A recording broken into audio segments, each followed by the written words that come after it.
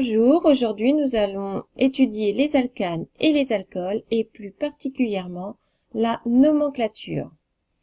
Alors les alcanes, ce sont des composés acycliques, c'est-à-dire qui ne forment pas de cycle, uniquement constitués d'atomes de carbone et d'hydrogène.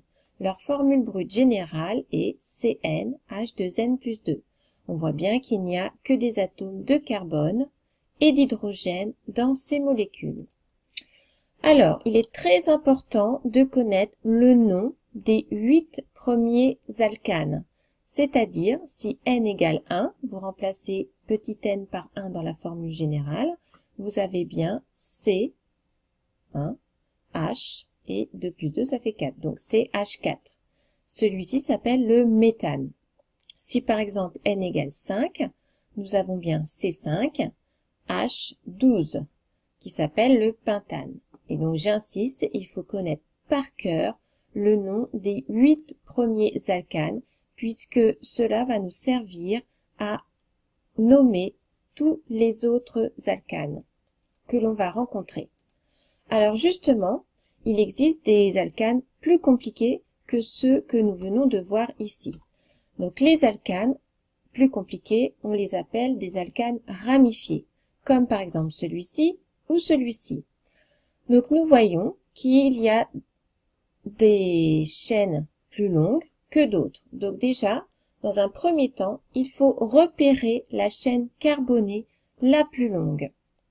Donc pour le premier, elle est facile à voir, par exemple celle-ci, qui est composée donc de 3 carbones.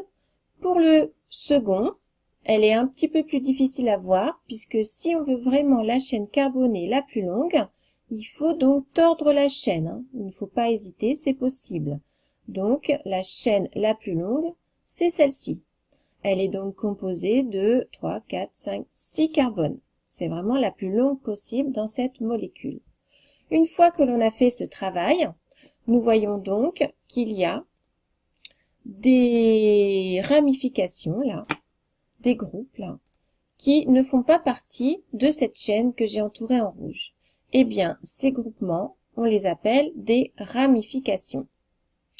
Alors, une fois que l'on a repéré la chaîne la plus longue et les ramifications que j'ai entourées en vert, il faut maintenant numéroter les carbones de la chaîne la plus longue. Mais on ne numérote pas n'importe comment. Il faut numéroter de façon à ce que les carbones qui portent les ramifications aient les numéros les plus petits possibles. Je m'explique. Donc pour l'alcane de gauche, on peut numéroter dans ce sens-là, ou bien on peut numéroter dans l'autre sens, mais cela revient au même, puisque le carbone qui porte la ramification aura toujours le numéro 2. Par contre, on va voir que cela change pour cette alcane-ci.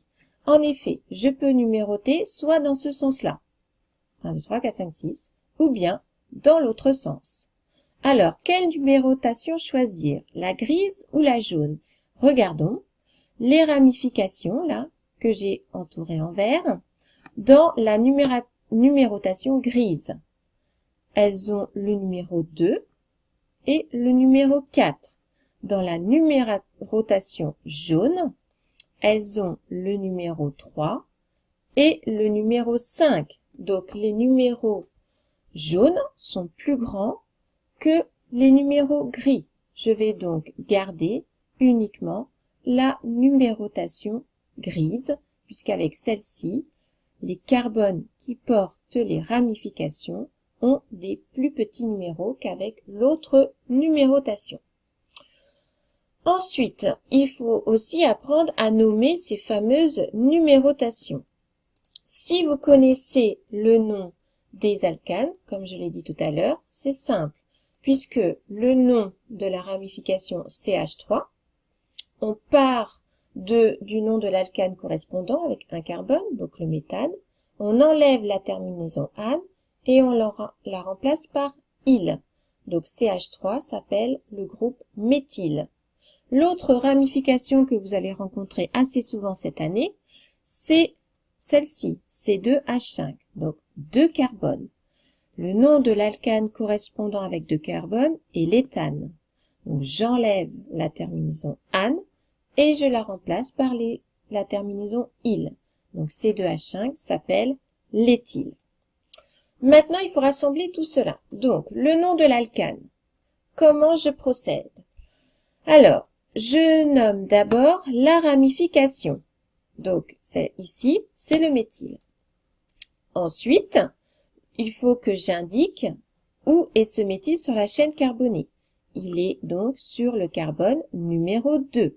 Le numéro, je le place devant le nom de la ramification. Donc, ça me fait le 2-méthyle. Ensuite, je nomme la chaîne carbonée. La chaîne est composée de 3 carbones. Donc, 3 carbones, cela fait du propane. Donc, le nom complet est le 2-méthylpropane.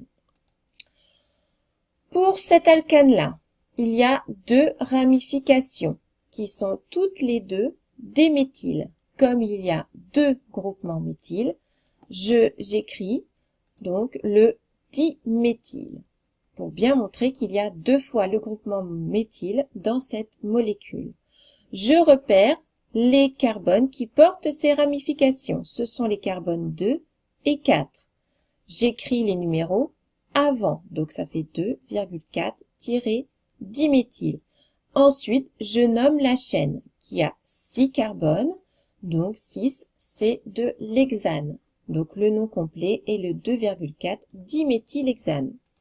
Un dernier petit exemple, la chaîne carbonée la plus longue, c'est celle-ci, 6 carbones, 2 ramifications, un CH3 et un C2H5. Alors attention, on place le nom des ramifications par ordre alphabétique. L'éthyle est donc placé avant le méthyle. Donc l'éthyle est porté sur le carbone numéro 3, donc ça fait 3 éthyle. Le méthyle est porté par le carbone numéro 2. Donc ça fait 3 éthyle, 2 méthyle et la chaîne hexane. Voilà le nom de cet alcane. Passons maintenant aux alcools. Les alcools, c'est un composé organique dans lequel figure un groupe hydroxyle OH. Voici par exemple un alcool et on retrouve bien ce groupe hydroxyle OH. Maintenant, comment on les nomme ces alcools? Toujours pareil, il faut repérer la chaîne carbonée la plus longue. Mais attention, la chaîne carbonée la plus longue doit contenir le carbone qui porte le groupe OH. Ensuite, on numérote cette chaîne de façon à ce que le carbone qui porte le groupe OH ait le plus petit numéro. Et ensuite, les règles sont les mêmes que pour les alcanes au sujet des ramifications.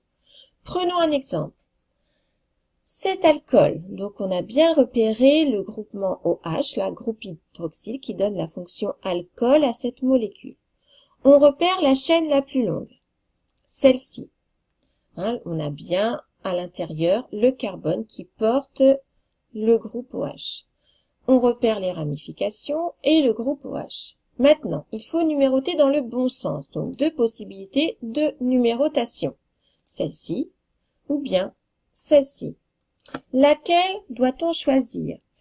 Il faut choisir la numérotation pour laquelle le carbone, celui-ci donc, qui porte le groupe OH, est le plus petit numéro.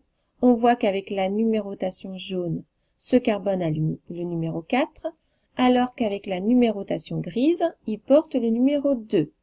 Nous retenons donc la numérotation grise. Maintenant, comment nomme-t-on? Eh bien, au sujet des ramifications, c'est pareil que pour les alcanes.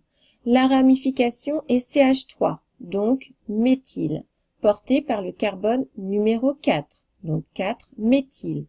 Ensuite, la chaîne porte 5 carbones, donc ça va être comme du pentane. Sauf que on a affaire à un alcool. Cette fonction alcool est portée sur le carbone numéro 2, donc j'enlève le E de pentane et je remplace par la terminaison ol pour les alcools. Et j'indique que cette fonction alcool est portée par le carbone numéro 2. Voilà, et maintenant pour vous entraîner, vous pouvez faire l'exercice 11, page 192. Bon courage!